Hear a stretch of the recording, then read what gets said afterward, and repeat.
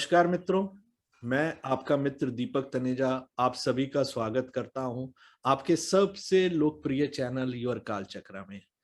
शनि की साढ़े सत्ती के विषय में आपने बहुत कुछ सुना होगा। उसमें एक नया दृष्टिकोण लेकर आज हम बैठे हैं। ये दृष्टिकोण आपको और अधिक इसमें क्लियरिटी देने में सहायता करेगा।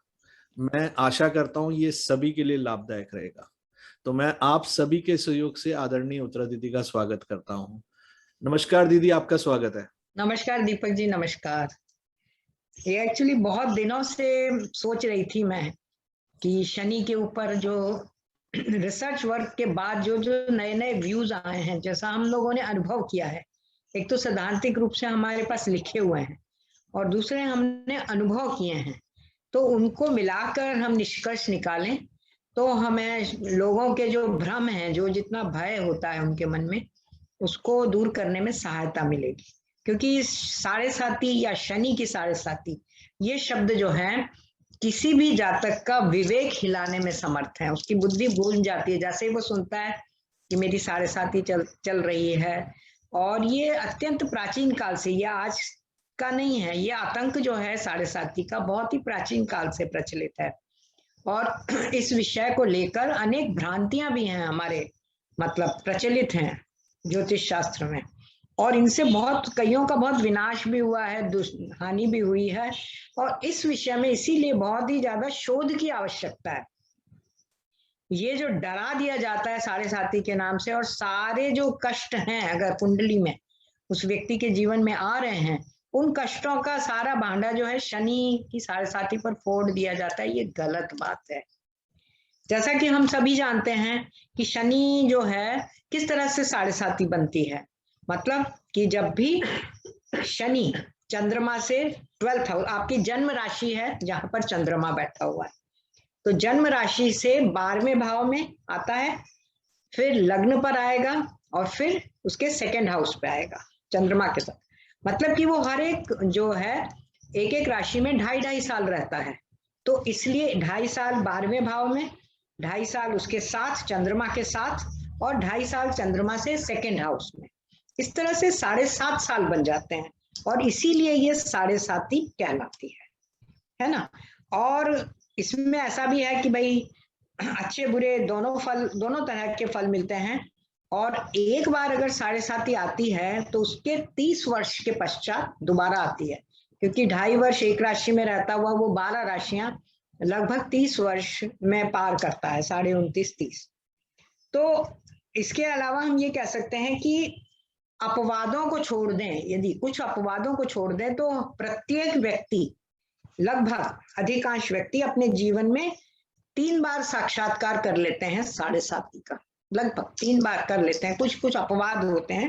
तो 7.5 वर्ष के लिए जो, जैसा कि भयावह शब्द दिया गया है इसके लिए कि ये बहुत भयावह है, पर यह आवश्यक नहीं है कि 7.5 के 7.5 साल ही खराब हो। शनि की साढ़े साती के विषय में अगर हम कुछ जानना चाहते हैं तो सबसे पहले हमें शनि के स्वभाव के विषय में जानकारी प्राप्त करनी चाहिए कि शनि यदि कुंडली में कारक है, अच्छे भावों से जुड़ा हुआ है और अन्य शुभ ग्रहों से भी संबंध स्थापित करता है, तो जातक को धैर्यवान, विचारवान और सहयोगी बनाता है। मतलब उसके गुण है ये। ऐसा नहीं है कि शनि खराब ही खराब है, ये उसके गुण हैं। यदि कुंडली में शुभ है, अच्छे भावों का स्वामी है, अच्छे भाव में बैठा भी है, तो वह व्यक्ति को धैर्यवान, विचारशील और सहयोगी बनाता है। इसके अलावा व्यक्ति को सुख, समृद्धि और लोकप्रियता भी देता है। उसका आत्मविश्वास बढ़ाता है और किसी भी कार्य को वो दोबारा उसको रिकंसाइल करके, पुनर्गठित करके दोबारा सुव्यवस्थित करता है। ये भी योग्यता शनि देता है। व्यक्ति जो है बुद्धिमानी से, सिद्धांतवादिता से और अपनी ईमानदारी के कारण विश्वसनीय पद हासिल करता है, शनि यदि कुंडली में शुभ है तो। और स्थायी पद होते हैं, चाहे उसकी गति थोड़ी धीमी रहती है शनि के हिसाब से, क्योंकि शनि खुद भी धीमे चलता है, तो उसकी जो उन्नति की गति रहती है वो धीमी रहती है, लेकिन वो स्थायी रहती है, स्थायी उन्नति रहती है। व्यक्ति जमीनें खरीदता है, उन पर भवन निर्माण करता है तथा कोई दीर्घगामी समझौता भी कर सकता है। इसके अलावा जातक शनि से जुड़े हुए जो भी कार्य हैं, जैसे खुदाई का काम है, खदानों का या माइंस का काम है, वहां पर नौकरी करता है। बढ़ई का काम, अगर लोअर ग्रेड के काम भी हम देखें तो बढ़ई का काम है, जूते बनाने का काम है, चमड़े का काम है, जूते भी चमड़े से ही बनते हैं, या राजगीर मिस्त्री जो होते हैं, कारीगर वगैरह, वो काम भी कर सकते हैं। इसके अतिरिक्त खेती बाड़ी करना, माली का काम करना, कोयले या पेट्रोल से जुड़े हुए काम करना, वो करता है और लाभ भी कमाता है। तो ये तो शनि के जो हैं कारक होकर अच्छे कार्य करने के बारे में कहा गया है। अब यदि हम ये देखें कि शनि कुंडली में अकारक है और उसका उसकी स्थिति भी कुंडली में ठीक नहीं है, छठे, आठवें या 12वें भाव में है, और अन्य ग्रहों से भी वो अशुभ दृष्टि संबंध बना रहा है, अच्छे संबंध नहीं बना रहा, अकारक ग्रहों से संबंध बना रहा है, तो फिर जातक के बारे में हम ये बिल्कुल कह सकते हैं कि वो भाग्यहीन होता है और हर कार्य में हानि सहता रहता है। छोटी छोटी समस्याएं जो है वो उसकी बड़ी प्रतीत होती हैं, उसको हमेशा एक दुख घेरे रहता है, अवसाद जिसको बोलते हैं, अकेलापन उसको पसंद आता है, हतोत्साहितपन उस पर हावी रहता है हमेशा। उसके बोलने और चुप रहने दोनों के गलत मतलब निकालते हैं, मतलब अगर वो कुछ बोलता है तो भी उसका गलत मतलब निकलता है, और अगर वो चुप रहता है तो भी उसका गलत मतलब निकलता है। वो जो भी निर्णय लेता है उसके निर्णय गलत साबित होते हैं। उसमें पूर्वाभास की शक्ति तो बिल्कुल ही नहीं होती है, पूर्वाभास हो ही नहीं पाता। और नया काम यदि वो शुरू करता है तो शुरू करते ही कठिनाइयां आती हैं और वो घबरा के काम को अधूरा छोड़ देता है, अपने आप को बहुत ही असहाय सा महसूस करता है। और ऐसे लोग जो वयोवृद्ध हों, शनिवार को जन्मे हों, मकर या कुंभ लग्न या राशि में हो, या पुष्य अनुराधा या उत्तरा भाद्रपदा नक्षत्र में जने हो, ये सब शनि से जुड़े हुए हैं, तो ऐसे लोग इस जातक को हानि भी पहुंचाते हैं, जिनके शनि कुंडली में अकारक बन के बैठा है। अब हम थोड़ा सा ये बताते हैं कि हमारे प्राचीन शास्त्रों में ज्योतिर्विदों ने अलग अलग बहुत सारे मतांतर लिखे हुए हैं कि भाई मेष लग्न वालों के लिए ये जो है परिणाम अलग हैं, इनके लिए मध्य भाग, क्योंकि 7.5 का मतलब है 2.5 साल 2.5 साल 2.5 साल, तो प्रथम भाग, द्वितीय भाग या द्वितीय चरण या तृतीय चरण, तो उन्होंने अलग अलग तरह से लिखा हुआ है। जैसे मेष लग्न वाले जातकों के लिए मध्य भाग घातक है, वृषभ लग्न वालों के लिए जो है आरंभ का भाग जो है फर्स्ट, मतलब जो स्टार्टिंग होती है, वो घातक है। इस तरह से पूरी 12 की 12 राशियों के बारे में अलग अलग सैद्धांतिक हमारे यहाँ विचार सिद्धांत दिए गए हैं कि धनु राशि वालों के लिए प्रारंभ का और मध्य भाग घातक होता है, मकर वालों के लिए प्रथम भाग, इस तरह से कहा गया है। और उसी के अनुरूप फिर उन्होंने आगे चल के परिणाम भी बताए हैं कि प्रथम चरण जब चलता है 7.5 का, तो क्या क्या दुष्परिणाम व्यक्ति को भोगने पड़ते हैं, जो कि बहुत ही वेग है, मतलब जनरल है, और ये आवश्यक नहीं कि सबको ये परिणाम, जो बुरे परिणाम है, प्राप्त हो। जैसे प्रथम चरण में यदि चलती है 7.5 तो कहते हैं आर्थिक कष्ट होता है, स्वास्थ्य में कष्ट होता है, अब जातक व्यर्थ का भ्रमण करता रहता है, इस तरह से बहुत सारी बातें कही गई हैं। द्वितीय चरण के लिए भी यही कहा गया है कि पारिवारिक या व्यवसायिक जीवन उसका छिन्न भिन्न हो जाता है, बिल्कुल बिगड़ जाता है, उसको हानि होती है, शत्रुओं से कष्ट होता है, जनरल है ये, हम इसको सामान्य कह सकते हैं। जैसे जनरल अखबारों में प्रिडिक्शन आते हैं ना, न्यूज़पेपर्स में, या हम विभिन्न तरह के पढ़ते हैं, उस तरह से ये जनरल बातें कही गई हैं। इसी प्रकार तीसरा चरण यदि देखते हैं तो सुख का नाश है, पद छिन जाना है, व्यय की अधिकता है, या फिर शारीरिक कष्ट होना, धन पैसा निकलना, इस तरफ से ये तरह की बातें कही गई हैं, जिसमें से कभी कभी कोई बात सही साबित होती है और कभी कभी नहीं भी होती है। ये इस कहने में मैं संकोच नहीं कर रही, क्योंकि हमने व्यवहार में देखा है। 7.5 की जो आवृत्तियां होती हैं, मतलब कितनी बार आती हैं, जैसा कि हमने आपको पहले ही बोला है कि आवृत्तियां जो हैं जीवन में अधिकतम 3 बार आती हैं, क्योंकि 30 या 90 हो जाता है। अगर किसी का जन्म लेते समय ही 7.5 शुरू होती है तो 90 साल की आयु होते होते उसको तीसरी आवृत्ति आती है। और प्रत्येक आवृत्ति में इन्होंने ये कहा है कि 7.5 के जो प्रभाव हैं या उसके जो परिणाम है वो अलग अलग माने गए हैं। उन्होंने ये भी कहा है हमारे शास्त्रों में कि प्रथम आवृत्ति बहुत प्रबल कही गई है और प्रभावित व्यक्ति जो है बहुत कष्ट पाता है, द्वितीय आवृत्ति थोड़ी ठीक मानी गई है, उसमें मारक प्रभाव न्यून रहता है। तीसरी आवृत्ति बहुत ही भीषण कही गई है, ये हमारे यहाँ कहा गया है। अब हमको ये देखना है कि वास्तव में जो ये सैद्धांतिक रूप से लिखा गया है और जिसके कारण व्यक्ति भयभीत होता है साढ़े साथी का नाम सुन, वो किस हद तक सही साबित होते हैं।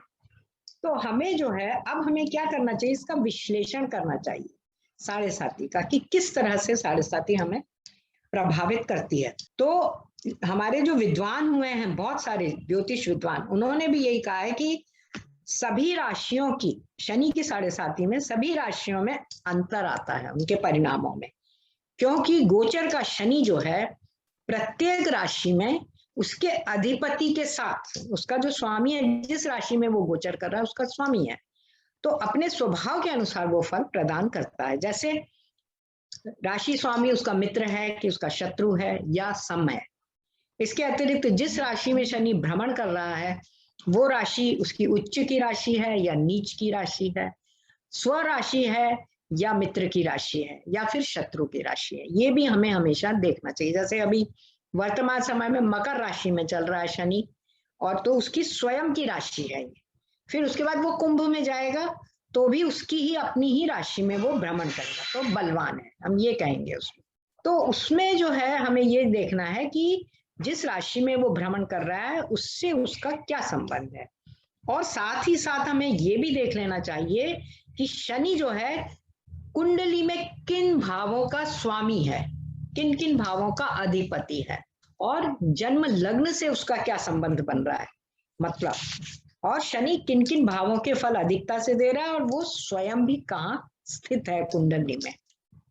और एक चीज और हमेशा देखनी चाहिए कि शनि की साढ़े साथी के समय यदि किसी योग कारक या अच्छे ग्रह, जो कारक ग्रह है कुंडली का, उसकी महादशा चल रही होती है, तो साढ़े साथी के जो अशुभ परिणाम होते हैं वो स्वतः ही कम हो जाते हैं, स्वतः ही कम हो जाते हैं। अतः साढ़े साथी के विवेचन के लिए हमें बहुत सूक्ष्मता से सबसे पहले कुंडली का विवेचन करना चाहिए, फिर साढ़े साथी को देखना चाहिए। शनि यदि योग कारक होकर शुभ स्थिति में होता है तो साढ़े साथी के समय जो जुड़े हुए भाव हैं उससे, उनमें हानि की अपेक्षा लाभ होता है या हानि बहुत कम होती है। इसी बात को ध्यान में रखकर हम एक कुंडली का विश्लेषण करते हैं। कुंडली विश्लेषण से पूर्व मैं एक बात और स्पष्ट कर दूं कि साढ़े साथी का जो विश्लेषण है वो चंद्रमा की राशि से किया जाता है हमेशा।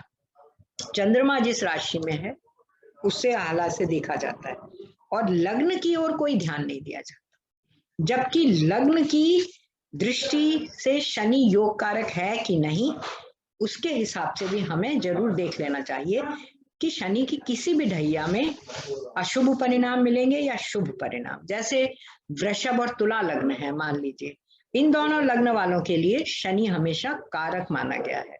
चतुर्थेश पंचमेश है, नहीं तो दशमेश और एकादशेश है। लेकिन मिथुन है, मिथुन लग्न हुई, कन्या लग्न हुई, कर्क लग्न हुई, इनके लिए शनि अकारक है, तो उस स्थिति में वो अशुभ परिणाम देने के लिए सहायक सिद्ध होता है। उसमें जातक रोगी भी हो सकता है या मानसिक परेशानियां भी उसको आ सकती हैं। अब हम एक वृषभ लग्न की कुंडली ले रहे हैं। इनकी जन्म तारीख जो है 13 फरवरी 1970 है। जन्म दोपहर के 11:55 का है। जब इनका जन्म हुआ आप देख लीजिए, तभी उस समय भी इनकी साढ़े साथी ही चल रही थी। इनका शनि जो है वो 12th हाउस में है और इनके लग्न पर चंद्रमा है, तो इनके जन्म के समय ही साढ़े साथी चली है। जन्म के समय में इनके साढ़े साथी चली, उसके बाद जो है उस समय भी इनको कोई परेशानी नहीं उठानी पड़ी। ऐसे कुछ बचपन में दुबले पतले, स्वास्थ्य, शर्मीले, इस टाइप से हमने देखा इनको। तो ये तो पहली साढ़े साथी इनकी निकल गई 7.5 वर्ष की आयु के अंदर अंदर। इसके बाद इनकी दूसरी साढ़े साथी जो आई वो करीब मई 98 से आई थी और 2005 तक करीब करीब चली। और इसी साढ़े साथी में हमने इनके लिए देखा कि इनकी नौकरी लगी, बहुत अच्छी नौकरी लगी, इनका विवाह हुआ, इनकी संतान हुई। सारे जो शुभ परिणाम होने चाहिए थे वो इनको इनकी इस साढ़े साथी में प्राप्त हुए। मतलब कोई ऐसे बुरे परिणाम बिल्कुल नहीं मिले कि हम उससे भय जाए। हाँ, एक चीज जरूर हुई कि जब शनि गोचर करते हुए चंद्रमा के ऊपर ही आया, सेकंड 7.5 में वृषभ राशि पर उसने भ्रमण किया, तब इनको शारीरिक स्वास्थ्य संबंधी समस्याएं अवश्य आई। उसके पीछे ये रीजन है कि एक तो लग्न पे भ्रमण किया उसने, क्योंकि चंद्रमा इनका लग्न पर है, और दूसरा ये जो शनि है इनका बाधक भाव का स्वामी भी है। तो गोचर में जब वो भ्रमण करता है और लग्न पे से जुड़ता है तो भाग्य स्थापना भी करेगा, लेकिन स्वास्थ्य संबंधी समस्याएं भी देता है। और इसके विपरीत यदि हम देखें कि भाई कुंडली में, जन्म कुंडली में अशुभ भावों का स्वामी होकर वो अगर बैठता है और अशुभ भाव में, अष्टम भाव में चला गया, तो जो है फिर परेशानियां हो सकती हैं। इसी प्रकार अगर हम एक और कुंडली भी देखें, इसमें हम और भी चीजें देख सकते हैं, लेकिन हमारा जो मूल उद्देश्य है कि हम ये देखें कि 7.5 में उनके तो 2 7.5 देखी और हमने कोई ऐसे अनिष्ट परिणाम उनके नहीं देखे। हाँ, स्थानांतरण अवश्य हुआ उनका, ये चीज हमने उनके जीवन में पाई कि जब 7.5 चल रही थी तो उनका स्थान परिवर्तन, मतलब उन्होंने अपना बर्थ प्लेस जो भी है या जहां भी वो रह रहे थे उस जगह को छोड़कर दूसरी जगह उनको ट्रांसफर कर दिया गया, ये चीज दिखाई। अब हम एक और कुंडली ले लेते हैं, ये है 16 जून 1942, 13:55, कोटा राजस्थान। इनका भी आप देखेंगे तो इनका भी जो जन्म है 7.5 में ही हुआ है, देख लीजिए। ये एक आश्चर्य की बात है कि शनि वृषभ राशि का है 9th हाउस में, चंद्रमा है मिथुन राशि का, तो 7.5 में इनका जन्म हुआ। इनके जन्म के समय जो है 7.5 चल रही थी, लेकिन इनकी जो दशा चल रही थी वो गुरु की चली, लगभग 6 वर्ष 5 वर्ष और 7 माह 16 दिन, तो लगभग 6 वर्ष। तो इनका बचपन जो है बहुत अच्छा निकला, बहुत ही राजसी ठाट बाट का निकला, 7.5 का कहीं कोई असर ही नहीं आया।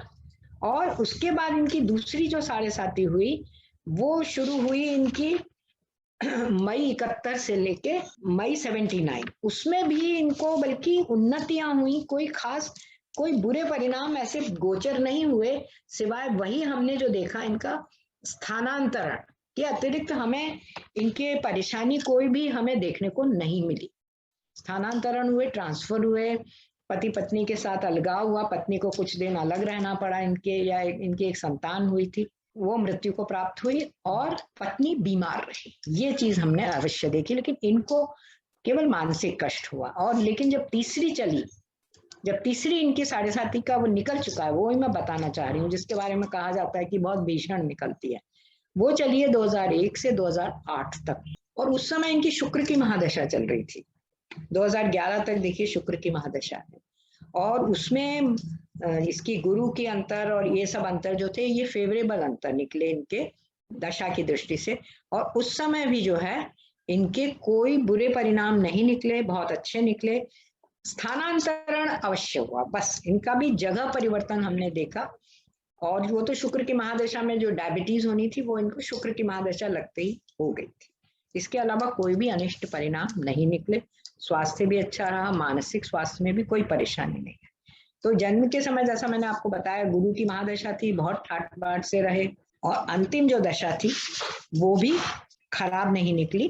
तो दशा अंतर्दशा में इनको कोई विशेष अशुभ परिणाम प्राप्त नहीं हुए। देखने चाहें तो हम और भी हमारे पास कुंडलियां हैं जिनमें हमने शनि के बहुत अशुभ परिणाम देखे, लेकिन वो हमने किस तरह से देखे कि वो 7.5 में नहीं देखे। वो शनि जो है, जैसे मिथुन लग्न का शनि है, मिथुन लग्न है किसी व्यक्ति की, और उसका शनि मेष राशि में ही बैठा हुआ है एकादश भाव में, और उस व्यक्ति के पंचम भाव में 5 ग्रह बैठे हैं, चंद्रमा भी वही है। तो उस व्यक्ति की शनि की महादशा बहुत ही खराब निकली। 7.5 में तो ऐसा कुछ खास दिखाई नहीं दिया, लेकिन वो पैदा होते ही बहुत ही नालायक निकला लड़का, बिल्कुल काम का नहीं था, और शनि की महादशा बहुत ही खराब निकली, और उसका प्रभाव उसके पूरे जीवन पर पड़ा कि वो बिल्कुल यूजलेस, जिसको हम कहेंगे, झगड़ा करने वाला, लड़ाई झगड़ा करने वाला, मार पिटाई करने वाला, ड्रग एडिक्ट, ड्रिंक्स लेने वाला, इस तरह से ना उसकी शादी हुई, कुछ भी नहीं हो पाया। तो ये शनि की महादशा के परिणाम थे, क्योंकि शनि ने 5 ग्रह जो थे जिनमें गुरु भी शामिल था, 5 ग्रह जो है पंचम भाव में थे, जुआ सट्टा खेलना, सारे बुरे अब, तो इन सारे ग्रहों को खराब कर दिया, जिसके परिणाम उसको बहुत भोगने पड़े। तो ये उसका इस तरह से उसको भी बुरे परिणाम मिले। उसकी कुंडली लेके हम और बढ़ाना नहीं चाहते, लेकिन इसलिए हमें 7.5 का जब भी हम फलित करते हैं तो हमें ये हमेशा ध्यान रखना चाहिए कि जन्मकालीन ग्रहों की स्थिति के साथ उसको हमेशा कंपेयर करें, क्योंकि वो उसी से ही घटता और बढ़ता है उसका प्रभाव। तो प्रत्येक कुंडली में हम है ना शनि को ठीक से देखें, उसका अन्य ग्रहों से संबंध देखें और उसके बाद ही विश्लेषण करें। और एक चीज और है कि हमारे यहाँ एक और चीज भी मानी गई है कि भाई शनि जब चंद्रमा से चौथे चलता है तो वो कंटक शनि कहलाता है, वो भी जो है परेशान करता है, और अष्टम चलता है शनि चंद्रमा से तब भी वो परेशान करता है, अशुभ फल देता है। इस पर भी हमारे लिए रिसर्च की आवश्यकता है कि वो कितना देता है, और उसको हम हमेशा हमारी दशा, चलने वाली दशा अंतर्दशा से जोड़कर देखें तो ही जो है हम सही परिणाम प्राप्त कर सकते हैं। केवल गोचर से देखकर हम परिणाम प्राप्त नहीं कर सकते। एक चीज और है जो विशेष रूप से मैं आप लोगों को बताना चाहती हूँ कि हमें इस चीज का एग्जैक्ट पता नहीं लगता है कि 7.5 हमारी शुरू कब से हो रही है। सही अर्थों में 7.5 की शुरुआत तब से होती है, सबसे पहले हमें ये देखना चाहिए कि चंद्रमा हमारा कितने अंशों पर किस राशि में है, कितने डिग्री पर किस राशि में है, और उससे 30 डिग्री पहले जो राशि है, 30 डिग्री पहले से जब शनि आता है तब उसकी 7.5 शुरू होती है। जैसे मान लीजिए मेरी कर्क राशि है और मेरा 23 डिग्री पर चंद्रमा है, तो मेरी 7.5 कब शुरू होगी? केवल मिथुन राशि में चंद्रमा प्रवेश कर जाएगा तभी शुरू नहीं होगी, जब वो मिथुन राशि में 23 डिग्री पर प्रवेश करेगा, और 23 डिग्री से लेके 23 डिग्री कर्क तक उसका पहला चरण रहेगा, पहली ढैया। फिर 23 डिग्री कर्क से लेके 23 डिग्री सिंह तक उसकी दूसरी ढैया रहेगी, है ना, और फिर सिंह राशि से लेकर 23 डिग्री सिंह से लेकर उसकी तीसरी ढैया। इस तरह से हमें मानना पड़ेगा, मतलब 3 ढैयाएं जो है वो हम इस तरह से मानेंगे, और इसी तरह से हमें अगर हम मानेंगे तो हमें सही जो है फल मिलेंगे। एक चीज और है, लोगों को बहुत चिंता भी लगी रहती है कि कुंडली में कई बार कुयोग भी रहते हैं और 7.5 भी चल रही होती है, और दशा अंतर्दशा भी खराब चल रही होती है, तो उनको बहुत बुरे परिणाम भोगने पड़ते हैं। तो इसके लिए कुछ उपाय भी बताए हुए हैं हमारे शास्त्रों में जो हम कर सकते हैं। सामान्य उपाय हैं, बहुत कठिन उपाय नहीं है। जैसे सबसे पहला तो शनिवार का व्रत करें, और सूर्यास्त के बाद हनुमान जी की आराधना करें, उनके पूजन करें, है ना। पूजा में सिंदूर, काले तिल जो होते हैं, तेल का दीपक जला सकते हैं, तिल के तेल का, लाल रंग के पुष्पों का प्रयोग करें, और 5 या 7 शनिवार करते हैं तो उसके बाद हमें फल मिलने लग जाता है। इसके अलावा शनिवार को पीपल के वृक्ष के चारों तरफ 7 बार कच्चा धागा लग देते हैं, सूत, और किस शनि के मंत्र का हम जाप कर सकते हैं। नमक रहित भोजन कर सकते हैं, तिल के तेल का दीपक जला सकते हैं, काली गाय की पूजा कर सकते हैं शनिवार के दिन। उसके सींगों पर लच्छा बांधकर लड्डू खिलाने की प्रथा है कि उसको लड्डू खिलाए जाते हैं बूंदी के। इसी प्रकार शनिवार को कुत्तों और बंदरों को भी लड्डू वगैरह खिला सकते हैं, ये उपाय हैं। या काले घोड़े की नाल होती है, या जो नाव की नाल होती है ना, लोहा होता है, उसकी अंगूठी बनवाकर पहनने से भी थोड़ा सा आराम मिलता है। और इसके अतिरिक्त ये खास हैं कुछ उपाय जो लोग कर लेते हैं तो उनको थोड़ा मानसिक शांति होती है। तो अंत में हम यही कह सकते हैं कि किसी भी जातक के कष्टों को देखते समय जातक की जन्म कुंडली को जरूर देखें, उसमें कारक और अकारक ग्रह कौन कौन से हैं ये देखें, शनि का क्या काम है, और उसका चंद्रमा और अन्य ग्रहों से क्या संबंध बन रहा है। यदि हमने इस तरह से हम देखें तो हम ज्यादा आराम से कुंडली का विश्लेषण कर सकेंगे सही तरीके से, और उसके 7.5 से आने वाले जो परिणाम हैं, अच्छे या बुरे, उनका विश्लेषण कर सकेंगे। एक चीज और मैंने देखी है कि जिन जातकों के 7वें भाव में चंद्रमा होता है, 7th हाउस में, अक्सर चाहे वो कोई भी लग्न हो, उनके क्या होता है, उनकी जो 7.5 है वो उनके 6ठे भाव में जब शनि आता है तब शुरू होती है। जो 6ठे भाव में शनि रहता है, फिर 7वें भाव में रहता है, फिर 8वें भाव में रहता है। तो ये जो 6ठा और 8वां दोनों भाव पीड़ा के भाव है, अकारक भाव माने गए। तो उन लोगों को, और अगर उनकी दशा भी खराब चल रही हो बाई चांस, तो बहुत कष्ट उठाना पड़ता है। तो इसलिए उनका जो डरना जो है वो स्वाभाविक है। तो हम इस तरह से भी इस चीज को हम ध्यान में रखकर यदि हम 7.5 का विश्लेषण करेंगे तो हम उनको सही सांत्वना भी दे सकते हैं, या मानसिक जो उनको चाहिए होती है शांति या थोड़ा सा मानसिक बल, वो हम प्रदान कर सकते हैं। और अगर बहुत ज्यादा कुंडली में अच्छा नहीं है वाकई, तो हम ये थोड़े उपाय बताकर उनको सांत्वना दे सकते हैं, ताकि उनका जो बुरा समय है वो कुछ समय के लिए टल जाए। बहुत बढ़िया, बहुत विस्तृत और पूरी सटीक जानकारी, और एक बहुत यूजफुल वीडियो, सभी के लिए लाभदायक वीडियो, संशय दूर करने वाला। तो ये ऐसा वीडियो जो मेरे हिसाब से सभी को बहुत इसका लाभ होगा। तो इस बहुत शानदार वीडियो के लिए मैं हृदय से आभार व्यक्त करता हूँ। आदरणीय उत्तरा दीदी का मोबाइल नंबर और ईमेल एड्रेस यहाँ पर दिया गया है। सभी से अनुरोध है, उनको शिक्षा संबंधी या आप कोई कंसल्टेंसी लेना चाहते हैं तो आप उनको डायरेक्टली अप्रोच कर सकते हैं। इसी के साथ नमस्कार, धन्यवाद। सर हमारा तो यही है, पहला जो उद्देश्य है कि हम ज्योतिष से भ्रमों का भी निवारण करें और सही अर्थों में ज्योतिष का प्रयोग लोग करें, इसीलिए हम इस तरह के वीडियो लाए। हो सकता है आगे आने वाले समय में हम राहु काल सर्प के ऊपर ले आए, मंगल के ऊपर भी ले आए, सही मतलब भ्रम निवारण, क्योंकि ये दोनों चीजों की चर्चा, इन तीनों चीजों की चर्चा बहुत ज्यादा होती है, शनि की 7.5, मंगल दोष और काल सर्प योग। तो आगे धीरे धीरे हम लाने का प्रयास करें। धन्यवाद।